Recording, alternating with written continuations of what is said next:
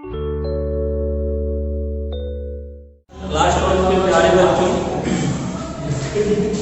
आज एक्सरसाइज 4.3 का एक थोड़ा सा इंट्रो है और एक्सरसाइज बिल्कुल बहुत ही इजी है। इसमें ये आप क्या पढ़ चुके हैं, आप नहीं पढ़ चुके हैं इसको कि त्रिभुज का क्षेत्रफल क्या है। त्रिभुज का क्षेत्रफल एक त्रिभुज के शीर्ष बिंदु दिए हैं x1 y1 x2 y2 x3 y3 है। तो क्षेत्रफल जानते हैं a = 1/2 x1 y2 - y3 plus x2 y3 - y1 plus x3 y1 - y2। इसको निकालने का थोड़ा सा चक्रीय प्रक्रम होता है आपका। ये आपका y1 और ये y2 और ये क्या है आपका y3। ये प्रक्रम चलता है, याद करने का तरीका है आपका। और इस वाले क्लासेस में आपका x1 x2 और x3 तो कुछ करना नहीं है। x1 का product y2 - y3 plus x2 और y3 - y1 plus x3 y1 - y2। ये क्या है, साइक्लिक प्रोसेस है। तो इस प्रकार हम इसको जो ट्रायंगल फार्मूला है उसको हम लिख सकते हैं इस तरह से। देखिए यहाँ पे आपका है x1 y2 - y3 अर्थात देखिए आपका x1 गिवन है y2 - y3 प्लस x2 तो x2 है और क्या है y3 - y1 प्लस x3 है तो y1 - y2। इस तरह से हम इसको क्या कर सकते हैं, लर्न कर सकते हैं। अब इसको साइड के रूप में लिखा जाता है। साइड का प्रेजेंटेशन है ट्रायंगल शेप में equal to 1/2 x1 x2 x3 y1 y2 y3 1 1 1। अब इसमें कुछ बिंदु हैं इसके, मतलब इसको ट्रायंगल के जो डेप्थ में जब हम सॉल्व करेंगे इसके कुछ पॉइंट्स हैं जिसको सॉल्व करते हुए ध्यान देना है। यदि क्षेत्रफल दिया हो अर्थात इस तरह से दे दिया, किसी ट्रायंगल का आपको क्षेत्रफल दे दिया हो और उसमें किसी कांस्टेंट टर्म का वैल्यू फाइंड करना हो, जैसे k का है या c का है, किसी का मान फाइंड करना हो आपको, तो इसी के कारण एक क्षेत्रफल दिया हो तो गणना करने के लिए साइड का प्लस धनात्मक और ऋणात्मक दोनों मानों का प्रयोग कीजिए। अर्थात एक बार पॉजिटिव वैल्यू लेंगे, एक बार नेगेटिव वैल्यू लेंगे। सेकंड, तीन संरेख बिंदुओं से बने ट्रायंगल का क्षेत्रफल क्या होता है, शून्य होता है। अर्थात तीन संरेख हम लोग आप पढ़ चुके हैं, एक ही लाइन हो 1 पॉइंट 2 पॉइंट 3 पॉइंट तीनों क्या हो, संरेख हो, तो उनका जो क्षेत्रफल होगा वो क्या हो जाएगा, शून्य होगा। तो इस प्रकार एक सिंपल एक्सरसाइज एक आध क्वेश्चन लेकर हम करेंगे और उसके बाद नेक्स्ट एक्सरसाइज करेंगे। तो देखिए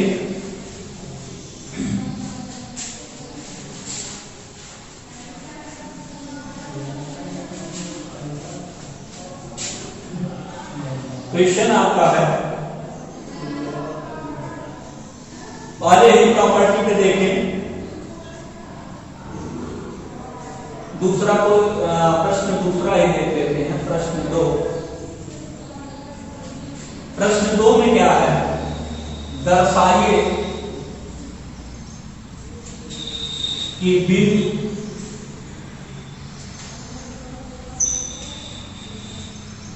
ए का कोऑर्डिनेट है a, b + c और b का कोऑर्डिनेट है आपका b c + a और c का कोऑर्डिनेट है आपका c और a + b। क्या कहा है, संरेख। तो संरेख में आप जानते हैं कि इसका जो क्षेत्रफल है संरेख पर वो क्या होता है, 0 होता है। तो चेक करते हैं इसको लेकर, ये आपको प्रूव करना है। तो जानते हैं आप x1 है y1 है x2 है y2 है और क्या है x3 है और वह है y। तो रख लें इसको सारणिक के रूप में लिखने पर, सारणिक के रूप में 1/2 और x1 x2 x3 अर्थात a b और c, y1 अर्थात b प्लस c और c प्लस a, और आपका हो जाएगा a प्लस b 1 1 1। और इसी को प्रूव करना है कि इसका मान क्या होता है, 0 होता है। तो देखिए कोई प्रॉपर्टी लगा लें इसमें, तो C2 changes to C1 plus C2 या C2 प्लस C1 कर दें। अब इसमें 1/2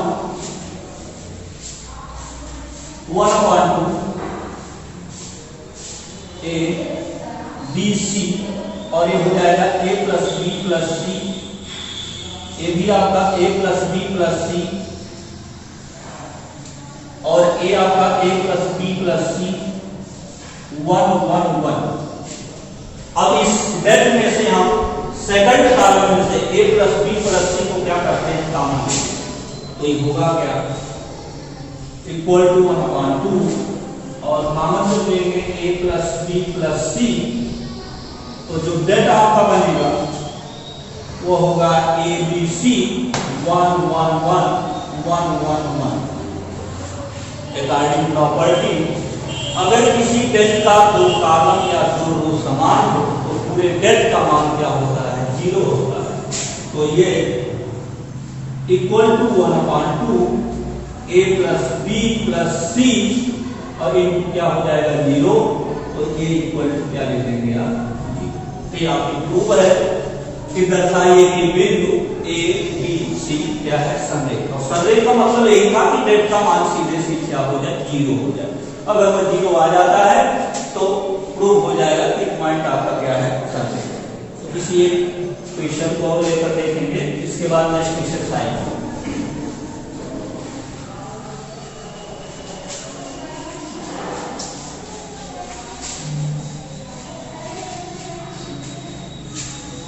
दूसरा है एरिया दिया है, तो क्वेश्चन नंबर 3 को देखते हैं। वेरी इजी एक्सरसाइज, k 0 4 0 और दे रहा है 0 2, और इसका एरिया दिया है। इसमें जो क्षेत्रफल है A इक्वल टू आपको गिवन है कितना है, 4 वर्ग इकाई, 4 वर्ग इकाई। अब देखिए ये तो आपका है x1 y1 x2 y2, और ये आपका क्या होगा x3 y3। तो मैं डेट के रूप में लिख लेता हूं 1/2, और ये आपका हो जाएगा k 4 0 0, और ये 0 y1 y2 और क्या y3 2 1 1 1। और इसका मान पूरे एरिया का जो वैल्यू इसमें दे रखा वो क्या है, 4 है, इक्वल टू 1/2 k 4 0 0 0 2 1 1 1। और आप जानते हैं कि अगर डेट है उसकी एरिया दी है, उसके पॉजिटिव और नेगेटिव दोनों वैल्यू लेकर सॉल्व करते हैं। और इसका एक्सपेंड करने के लिए जिस कॉलम या रो में शून्य की संख्या अधिकतम होती है, उसी डेट को उसी से क्या करते हैं, स्पेंड करते हैं। तो आप देखिए जो C2 है, तो C2 में 0 का 2 0 है, अर्थात इसी को लेकर हम क्या कर देंगे, स्पेंड कर देंगे। जब इसको स्पेंड करेंगे तो 1/2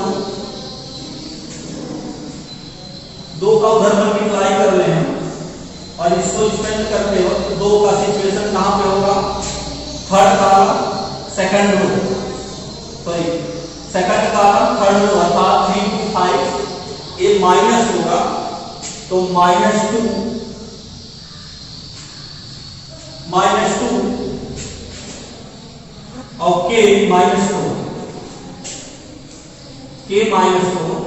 इक्वल टू, ये आपका जो वैल्यू रखा जाएगा +-4 करके रखा जाएगा।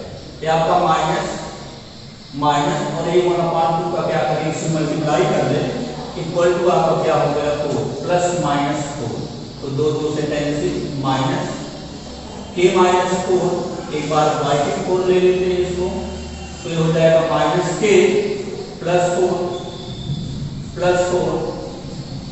इक्वल टू 4, तो -k इक्वल टू 0, तो k इक्वल टू आपका 0 हो जाएगा। दूसरा स्टेप -k -4 इक्वल टू -4 और -k +8 8 -4 -k इक्वल टू -4 तो k इक्वल टू आपका हो जाएगा -8, k इक्वल टू आप लिखेंगे 8। इस तरह से वैल्यू फाइंड कीजिए। तो क्वेश्चन नंबर 3 इस प्रकार आपकी एक्सरसाइज 4.3 समाप्त हुई और 4.4 भी इसी टाइप में समाप्त हो जाएगी, वो भी इजी है। तो नेक्स्ट लेकर मिलेंगे, धन्यवाद।